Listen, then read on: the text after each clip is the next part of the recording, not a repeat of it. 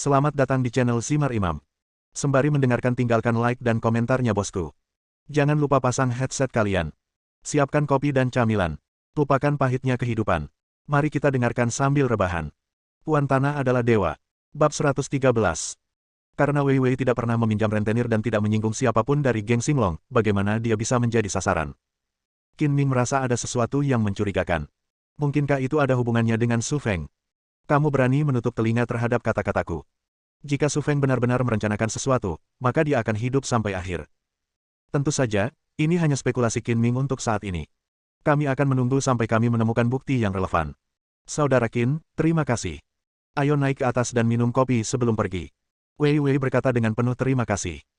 Jika Qin Ming tidak mengirimnya kembali malam ini, dia mungkin ditangkap oleh penagih utang itu, dengan konsekuensi yang membawa malapetaka. Qin Ming mengangguk setuju, memarkir mobil, dan mengikuti Wei Wei ke tangga. Lampu di koridor terang dan Anda bisa melihat ujungnya sekilas. Saat berbelok di sudut tangga di lantai 2, Wei Wei melihat seorang pria mabuk bersandar di luar pintu kediamannya. Bau alkohol yang menyengat tercium dari jarak 1 meter. Dia mengerutkan kening, melangkah maju dan bertanya, "Manajer Huang, ada apa denganmu? Kamu banyak minum." Wei Wei, kamu akhirnya kembali. Aku sudah menunggumu hampir sepanjang malam." Pria itu berkata dengan lidahnya yang samar-samar. Dia mengambil 3 langkah ke depan dan merangkul leher Wei Wei. Pria ini berusia 30-an dan merupakan manajer departemen pramugari tempat Wei Wei bekerja. Nama belakangnya adalah Huang Mingjiansu. Wei Wei buru-buru mundur dan bergegas ke sisi Qin Ming. Setelah sedikit ragu, dia tiba-tiba mengulurkan tangan dan meraih lengan Qin Ming. "Manajer Huang, mohon hargai dirimu sendiri, ini pacarku." "Pacarmu?" Huang Jiansu memutar kelopak matanya, memandang Qin Ming dari atas ke bawah, bersendawa, dan berkata dengan percaya diri, "Ada apa dengan pacarmu?" "Sudah kubilang, tinggallah bersamaku malam ini, dan aku jamin pekerjaanmu akan stabil, kalau tidak, besok pecat kamu." Qin Ming segera mengerti mengapa manajer Huang ingin menerapkan aturan tak terucapkan untuk Wei Wei, dan mencibir dengan jijik. "Saudaraku." Huang Jiansu berkata dengan keras kepada Qin Ming lagi, "Wei Wei milikku malam ini. Kamu bisa tinggal di sini dimanapun kamu suka. Jika sudah selesai, aku akan memastikan promosi dan kenaikan gajinya, dan kamu juga akan mendapatkan keuntungan darinya." "Manajer Huang, kamu mabuk, jangan bicara omong kosong." Wei Wei merasa malu dan marah. Sejak dia menjadi pramugari, manajer Huang telah mengisyaratkan aturan tak terucapkan untuknya berkali-kali pekerjaannya, jadi dia terus menahannya dan mencoba bersembunyi. Tapi mereka berada di departemen yang sama, dan Huang Jiansu adalah atasan langsungnya, jadi tidak mungkin dia bisa melarikan diri. Terlebih lagi, Huang Jiansu baru-baru ini menyewa sebuah rumah di apartemen ini, dan sekarang dia tidak dapat menghindarinya. Huang Jiansu bahkan mengetuk pintu Wei Wei di tengah malam. "Aku tidak mabuk, aku sangat sadar." Huang Jiansu menggelengkan kepalanya yang pusing dan berkata sambil tersenyum cabul, "Ayo pergi, ke kamarmu, atau ke kamarku." Setelah mengatakan itu, dia memeluk Wei Wei lagi. Wei Wei menghindar lagi, dan pada saat yang sama, Qin Ming menendang, mengenai perut Huang Jiansu. Huang Jiansu menjerit, terbang mundur, menabrak dinding, dan jatuh lagi ke tanah. "Aku memperingatkanmu, jangan mengarahkan pandanganmu pada pacarku, kalau tidak aku akan memukulmu sampai kamu tidak bisa menjaga dirimu sendiri." Qin Ming meludah dan berkata dengan kejam, "Beranikah kamu memukulku?" Huang Jiansu meminum banyak anggur, dan dengan bantuan alkohol, dia berani melecehkan Wei Wei dengan begitu berani. Dia berjuang beberapa kali, tetapi tidak bangun. "Apa yang sedang kamu lakukan? Kamu berani memukulku, tahukah kamu siapa aku?" Wei Wei tidak menginginkan pekerjaannya lagi. Lupakan saja, dia mabuk dan dia mengucapkan kata-kata mabuk. Abaikan saja dia. Wei Wei menarik tangan Qin Ming, membuka pintu dengan cepat, mengundang Qin Ming untuk masuk, dan mengabaikan Huang Jiansu yang mabuk, dan berkata cepat anti-lock. "Pergi ke pintu. Bajingan seperti ini harus diberi pelajaran, kalau tidak dia akan datang untuk mengganggumu lagi," kata Qin Ming dengan marah. Wei Wei mengeluh, "Dia adalah manajer departemen kami, dan pamannya adalah manajer senior perusahaan. Bahkan jika masalahnya menjadi lebih besar, saya mungkin akan dipecat. Dikatakan bahwa beberapa pramugari telah terpengaruh olehnya." Petik 2. Tidak apa-apa jika ini terus berlanjut. Bagaimana jika dia melecehkanmu lagi? Mari kita ambil selangkah demi selangkah, atau yang terburuk, aku akan mengundurkan diri. Wei Wei menggelengkan kepalanya, tidak memikirkan hal-hal merepotkan seperti itu untuk saat ini, dan berkata, ruangannya agak berantakan. "Saudara Qin, kamu bisa duduk dimanapun kamu mau, dan aku akan membuatkan kopi." Wei Wei berjalan ke dapur untuk membuat kopi, dan kemudian Qin Ming punya waktu untuk melihat sekeliling ruangan. Rumah ini memiliki tata ruang apartemen standar ala hotel. Terdapat kamar mandi dan toilet di pintu masuk, tempat tidur double di tengah, dan dapur kecil di dekat balkon. Berbagai dekorasinya sebagian besar berwarna pink hangat, dilengkapi dengan sofa, komputer, lemari es, dan peralatan rumah tangga lainnya. Tata letaknya hangat dan nyaman. Sepintas, terlihat seperti ruangan tempat tinggal seorang wanita, dan berbau mawar parfum kelopak berhembus di udara. Saudara Qin, ini salahku karena menggunakanmu sebagai tameng barusan. Jangan lupakan itu di dalam hatimu. Tidak apa-apa, aku suka menjadi tameng bagi wanita cantik. Qin Ming tersenyum dan dengan santai menarik kursi putar di depan meja komputer. Saya melihat beberapa pakaian wanita di atasnya, yang pasti diambil oleh Wei Wei untuk diganti. Dia mengambilnya dan meletakkannya di tempat tidur. Tiba-tiba, dua benda sutra hitam tipis jatuh darinya dan jatuh ke tanah. Salah satunya adalah stoking hitam, dan yang lainnya adalah celana dalam berenda hitam kecil. Bahannya sangat kecil, terlihat tembus cahaya dan kabur, memberikan kesan fantasi dan godaan. Qin Ming dengan cepat mengambilnya dan bersiap memasukkannya kembali ke pakaiannya untuk menghindari rasa malu. Saudara Qin, minumlah kopi.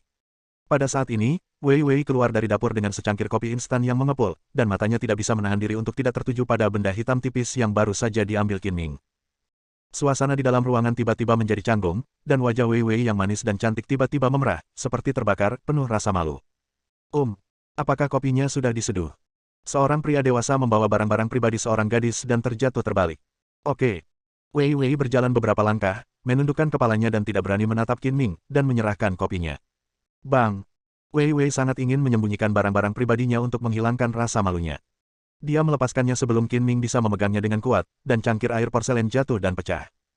Sebagian besar kopi dalam cangkir tumpah ke tubuh Qin Ming dan menetes ke kaki celananya. Berkat kulit kasar dan daging tebal Qin Ming, orang lain akan terbakar dan melompat-lompat. Maaf, kamu tidak terbakar, kan? Dia membuat kesalahan saat sibuk dan membakar Qin Ming. Wei Wei bahkan lebih malu dan buru-buru mengeluarkan beberapa tisu toilet dari meja dan menyeka kopi Qin Ming. Ketika tangannya jatuh, dia tiba-tiba merasakan benda itu mengenai sesuatu yang keras. Meskipun dia tidak mengenalnya, dia juga menyadari apa itu. Wajahnya menjadi lebih merah, lebih cerah daripada apel merah yang matang, dan dia ingin merasa malu retak di tanah dan merangkak ke dalamnya. Tidak terbakar. Aku akan melakukannya sendiri. Qin Ming mengambil serbet dan menyeka noda kopi di celananya. Wei Wei menarik napas dalam-dalam beberapa kali, diam-diam membungkus barang-barang pribadinya dengan pakaiannya, dan melemparkannya ke dalam mesin cuci. Melihat ke belakang, saya melihat Qin Ming mengenakan jeans biru muda. Basah sekali sehingga terlihat tidak sedap dipandang, seperti baru saja kencing di celana. Saudara Qin, maafkan aku. Tolong lepaskan dan aku akan membantumu mencucinya. Wei Wei tersipu dan berbisik karena malu. Tidak apa-apa, aku akan pulang dan mencucinya sendiri.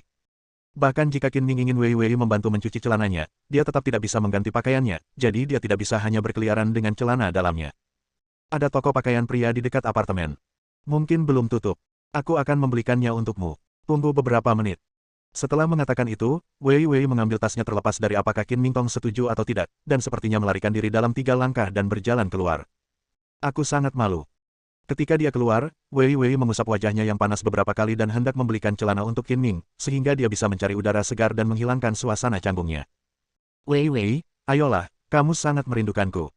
Huang Jiansu belum pergi, jadi dia akhirnya bangkit dan bersandar di dinding untuk menenangkan diri padanya seperti anjing jantan yang sedang berahi.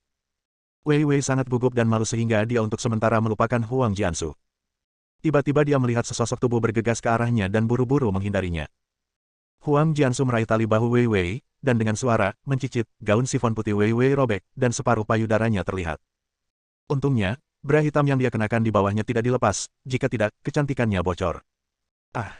Seru Wei Wei, dengan cepat melindungi dadanya, dan dengan marah berteriak, "Manajer Huang, jangan malu-malu." Kemunculan Wei Wei semakin merangsang hasrat binatang Huang Jiansu, dan dia menerkamnya lagi dengan senyuman jahat dan cabul di wajahnya. Kamu lebih buruk dari binatang. Mendengar seruan Wei Wei, Qin Ming segera bergegas keluar dan mengusir tanpa penjelasan apapun. Bang! Huang Jiansu segera terbang secara diagonal dan menabrak tembok dengan keras. Setelah mendarat, Huang Jiansu muntah, minum, dan kotoran di sekujur tubuhnya. Kamu berani berbuat tidak senonoh pada Wei Wei. Qin Ming marah dan melangkah maju dan menginjak kepala Huang Jiansu. Seluruh wajah Huang Jiansu bersentuhan dengan kotoran yang baru saja dia muntahkan. Rasa sakit di tubuhnya membuat Huang Jiansu sedikit terbangun. Bau menjijikkan keluar dari mulut dan hidungnya, dan dia tidak bisa menahan muntah lagi, yang membuatnya semakin malu. Ini sangat menjijikkan.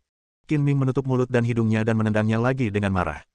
Huang Jiansu tiba-tiba mengeluarkan lolongan melengking dan menusuk yang terdengar jelas di seluruh koridor, dan lengan kanannya diinjak dengan keras oleh Qin Ming. Sebagian besar orang yang tinggal di lantai ini adalah pramugari dari maskapai yang sama dengan Wei Wei.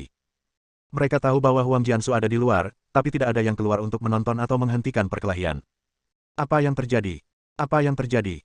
Beberapa penyewa non-maskapai penerbangan membuka pintu dan menjulurkan kepala, dengan rasa ingin tahu menyaksikan kegembiraan itu. Aku memperingatkanmu sekali lagi, dan ini yang terakhir kalinya. Jauhi Wei Wei mulai sekarang. Jika kamu berani mengganggunya lagi, kelima kakimu akan patah. Qin Ming mendengus dingin dan menarik Wei Wei kembali ke rumah. Jika binatang ini mengganggumu lagi, telepon aku dan aku akan membantumu menghadapinya. Terima kasih, Saudara Qin. Wei Wei mengambil gaun tidur di samping tempat tidur dan bergegas ke kamar mandi, berkata, saya akan berganti pakaian. Satu hal yang membuatnya malu dan malu malam ini terjadi satu demi satu, dan dia hampir pingsan. Selain itu, Qin Ming melukai Huang Jiansu, dan Wei Wei merasa Huang Jiansu pasti akan marah padanya, dan pekerjaannya sebagai pramugari pasti akan hilang. Bab 114. Wei Wei mengenakan baju tidur tali ikat merah muda dan berjalan keluar kamar mandi dengan berpura-pura tenang. Garis leher gaun tidurnya agak rendah, dan payudaranya setengah terbuka. Manis dan seksi, yang membuat mata Qin Ming cerah. Saudara Qin, aku tidak ingin tinggal di rumah malam ini. Tolong temani aku keluar. Setelah diganggu oleh Huang Jiansu lagi, Wei Wei tidak bisa tinggal di sini lagi besok. Di depan Qin Ming, Wei Wei tidak bisa mengganti pakaiannya, jadi dia mengenakan mantel, memasukkan 2 potong pakaian lagi ke dalam tasnya, mengemasnya sebentar, dan berjalan keluar kediaman. Di koridor, Huang Jiansu masih terbaring di tanah, mengerang kesakitan. Wei Wei tidak tahan dan memutar nomor 120 untuk meminta bantuan darurat. Jika bajingan itu mengganggumu lagi, telepon aku kapan saja dan aku akan membantumu membereskan kekacauannya. Setelah mengirim Wei Wei ke hotel terdekat, Qin Ming mengucapkan beberapa patah kata dan pergi. Keesokan harinya, Sabtu, dia seharusnya istirahat, tetapi Gu Qingyi harus pergi ke perusahaan untuk bekerja lembur, jadi Qin Ming hanya bisa terus menjemput dan menurunkan Gu Qingyi dan bekerja lembur bersamanya. Setelah tiba di perusahaan dan mengirim Gu Qingyi ke atas, Qin Ming langsung pergi ke kantor Departemen Keamanan dan bersiap untuk tidur siang. Ia akhirnya menemukan keuntungan memiliki kantor sendiri, yaitu bisa dijadikan ruang bersantai. Dulu, ia malu tidur di kantor sekretariat presiden di depan semua wanita cantik. Saat Qin Ming sedang bersandar di kursi, dengan kaki di atas meja, dan tertidur dalam keadaan linglung, pintu kantor dibuka, dan sekretaris Li Yanfang masuk. Manajer Qin, kamu tidak istirahat hari ini? Li Yanfang bertanya dengan heran. Ada yang harus kulakukan, bekerja lembur. Qin Ming membuka matanya dan melirik ke arah Li Yanfang. Dia melihat bahwa dia mengenakan setelan profesional hitam formal, rok menutupi pinggul, stoking hitam, dan sepatu hak tinggi hitam temperamen seksi dari kecantikan di tempat kerja. Bagaimana denganmu, kenapa kamu ada di sini untuk bekerja juga? Hari ini Departemen Logistik mengirimkan peralatan kantor. Saya tidak ada pekerjaan, jadi saya datang ke sini untuk mendekorasi kantor. Li Yanfang tampak berdedikasi pada pekerjaannya. Faktanya, dia mengetahui bahwa Qin Ming bukan hanya wakil manajer Departemen Keamanan, tetapi juga pengawal pribadi Tuan Gu. Pada dasarnya, Tuan Gu akan bekerja lembur setiap akhir pekan, dan Qin Ming pasti akan datang juga. Jika tidak terjadi apa-apa, jangan ganggu aku. Setelah berbicara santai dengan Li Yanfang, Qin Ming menutup matanya lagi dan terus tidur. Manajer Qin, Anda merasa tidak nyaman tidur terlalu lama. Saya mendesak Departemen Logistik untuk mengirim sofa terlebih dahulu. Melihat Qin Ming tidak mengatakan apa-apa, Li Yanfang mengeluarkan ponselnya dan berjalan keluar sambil menelepon. Tidak lama kemudian, 2 petugas keamanan membawa sofa, dan Li Yanfang mengarahkannya untuk ditempatkan. Setelah kedua penjaga keamanan itu pergi, Li Yanfang menutup pintu dan berbalik dengan senyuman menawan. Manajer Qin, sofa telah ditempatkan. Anda bisa berbaring di sofa dan tidur. Qin Ming meregangkan tubuhnya dan berkata, saya sudah selesai tidur, dan saya akan melakukan beberapa tugas. Melihat Qin Ming keluar dari kantor, Li Yanfang sangat marah sehingga dia sangat tidak berterima kasih sehingga dia memperlakukan kebaikannya seperti keledai. Qin Ming naik lift ke lantai atas, masuk ke kantor sekretariat presiden, menyapa 2 wanita cantik yang bertugas, duduk di mejanya, menyalakan komputer, dan mulai bermain game. Sepanjang pagi dihabiskan di waktu santai. Menjelang tengah hari, Qin Ming menerima telepon dari Wei Wei, mengundangnya makan malam dan memintanya untuk membantu pindah. Wei Wei sudah menemukan apartemen. Bagaimanapun, dia tidak mengenal Qin Ming. Dia tidak ingin meminta Qin Ming untuk membantu keluarganya, tetapi rekannya meneleponnya dan memberitahunya bahwa Huang Jiansu dan beberapa orang sedang mencarinya. Dia di apartemen. Wei Wei menebak itu Huang Jian. Suken ingin menimbulkan masalah baginya karena apa yang terjadi tadi malam, jadi dia harus meminta bantuan Qin Ming. Setelah makan siang, Qin Ming menemani Wei Wei kembali ke apartemen. Setelah naik ke lantai 2, Qin Ming melihat Huang Jiansu berdiri di luar pintu kamar Wei Wei, dengan 4 pria berdiri di sampingnya. Ketika Qin Ming melihat dengan jelas 4 orang di samping Huang Jiansu, seringai lucu muncul di bibirnya. Ternyata keempat orang tersebut adalah gangster yang mengepung Wei Wei di lantai bawah tadi malam dan mengaku sebagai gangster dari geng Xinglong yang berspesialisasi dalam pengumpulan hutang. Melihat Huang Jiansu benar-benar memiliki orang-orang yang menunggunya, Wei Wei menjadi gugup dan tanpa sadar mendekati Qin Ming. Jangan khawatir, biarkan aku yang menangani masalah ini, kata Qin Ming sambil tersenyum. Pada saat yang sama, Huang Jiansu juga melihat Wei Wei dan Qin Ming. Dia menunjuk dengan marah ke arah Qin Ming dengan tangan kirinya yang tidak diperban dan berkata dengan marah, ini anak laki-laki itu. Ayo, beri dia pelajaran dan patahkan anggota tubuhnya. Keempat gangster itu menyingsingkan tangan dan lengan baju mereka, bersiap untuk bergegas ke depan. Setelah melihat wajah Qin Ming dengan jelas, kesombongan mereka tiba-tiba melemah. Sungguh sial, kenapa aku bisa bertemu anak ini lagi? Pemimpin gangster itu mengeluh secara diam-diam. Mereka berempat jelas bukan tandingan Qin Ming. Dia segera ingin mundur dan berkata kepada Huang Jian dengan malu, Tuan Huang, saya benar-benar minta maaf. Kami tiba-tiba memiliki sesuatu yang mendesak. Saya khawatir Anda tidak dapat membantu dalam hal ini. Deposit akan dikembalikan kepada Anda. Karena itu, gangster terkemuka mengeluarkan sekitar 1.000 yuan dari sakunya, memasukkannya ke tangan Huang Jiansu, dan kemudian meminta ketiga adik laki-lakinya untuk segera mengungsi. Apa maksudmu? Huang Jiansu tertegun dan berkata dengan marah, kembalilah. Kalian melakukan hal seperti ini, apakah kalian memiliki rasa keadilan di dunia ini? Begitu keempat gangster itu melarikan diri, hanya Huang Jiansu sendiri yang tersisa. Bahkan jika lengannya tidak terluka, dia bukan tandingan Qin Ming. Kamu ingin pergi kemana? Qin Ming menjauh dengan tenang, menghalangi jalan Huang Jiansu, mengulurkan tangannya, dan berkata dengan dingin, bukankah kamu baru saja berteriak untuk mematahkan anggota tubuhku? Huang Jiansu melangkah mundur berulang kali, memaksakan senyum malu yang dipaksakan. Itu salah paham, aku baru saja bercanda. Sebenarnya, aku datang ke Wei Wei untuk meminta maaf. Ya, aku datang untuk meminta maaf. Setelah mengatakan ini, dia buru-buru menoleh ke arah Wei Wei dan berkata dengan munafik, Wei Wei, maafkan aku minum terlalu banyak tadi malam, dan aku melakukan sesuatu yang membuatmu kasihan. Jangan tersinggung. Aku akan melakukannya meminta maaf padamu. Wei Wei Feng baru saja menginjak usia 20 dan mengalami lebih sedikit hal. Dia memiliki beberapa ilusi tentang mempertahankan pekerjaannya sebagai pramugari. Dia memberi peringatan kepada Huang Jiansu dan berkata, Manajer Huang, saya tidak akan melanjutkan masalah ini setelah Anda mabuk tadi malam. Teman saya mengambil tindakan. Ya, kalau butuh biaya pengobatan, bisa dipotong dari gaji saya. Cedera ringan ini tidak perlu dikhawatirkan. Kamu tidak perlu membayar biaya pengobatan. Sekarang aku sudah mengatakannya, aku tidak akan mengganggumu lagi. Huang Jiansu ingin melarikan diri lagi, tetapi Qin Ming menghentikannya lagi, dengan dua sinar dingin yang tajam di matanya, dan berkata dengan nada dingin, Huang, aku memperingatkanmu sekali lagi, dan ini yang terakhir kalinya, dan jangan ganggu Wei Wei lagi. Lain kali, hancurkan kaki ketigamu. Saya minum terlalu banyak tadi malam, mungkin terlalu banyak. Saya berjanji tidak akan pernah berani minum lagi. Qin Ming kemudian membiarkan Huang Jiansu pergi, dan dengan ramah mengingatkan Wei Wei, berhati-hatilah saat bekerja di masa depan. Jika saya menakuti Huang Jiansu, dia mungkin tidak mendengarkan saya, dan kemungkinan besar dia akan menggunakan trik tercela di belakang punggungnya. Wei Wei mengangguk dan berkata, terima kasih, Saudara Qin. Saya akan memperhatikannya. Sebenarnya, jika tidak berhasil, mengundurkan diri. Wei Wei mengemasi barang-barangnya, dan Qin Ming membantu membawa tas besar dan kecil ke bawah, memasukkannya ke dalam mobil, dan mengirim Wei Wei ke kediaman barunya. Setelah membantu Wei Wei pindah, sudah lewat jam 3 sore. Setelah menolak undangan Wei Wei untuk makan malam, Qin Ming kembali ke perusahaan. Manajer Qin, Anda sudah kembali, apakah Anda sudah selesai? Melihat Qin Ming masuk ke kantor, Li Yanfang berkata dengan antusias, apakah Anda haus? Saya akan mengambilkan Anda segelas air. Qin Ming sedikit haus, jadi dia mengambil cangkir kertas dari Li Yanfang dan meminum semua air di cangkir itu. Melihat Qin Ming menghabiskan airnya, bibir Li Yanfang melengkung dengan sedikit rasa bangga. Setelah beberapa saat, Qin Ming merasakan ada yang tidak beres. Nyala api panas muncul di perutnya dan menyebar ke seluruh tubuhnya, memberinya keinginan untuk melampiaskannya kepada seorang wanita. Dia segera menyadari bahwa Li Yanfang telah membius air yang dia minum. Dia merasa kesal, tetapi tetap tenang di permukaan. Manajer Qin, tolong bantu saya. Pada saat ini, Li Yanfang melepas jasnya seolah-olah tidak ada orang di sekitarnya, memperlihatkan kemeja hitam berpotongan rendah di bawahnya bunga putih. Selain itu, payudaranya mengesankan dan menarik perhatian, semakin merangsang impuls pria. Li Yanfang juga dengan sengaja mengangkat payudaranya dan menggosoknya beberapa kali seolah dia merasa tidak nyaman. Kemudian dia perlahan membalikkan punggungnya ke Qin Ming dan berkata dengan genit, celana dalamku tidak dikancingkan. Tolong ikatkan untukku, Manajer Qin.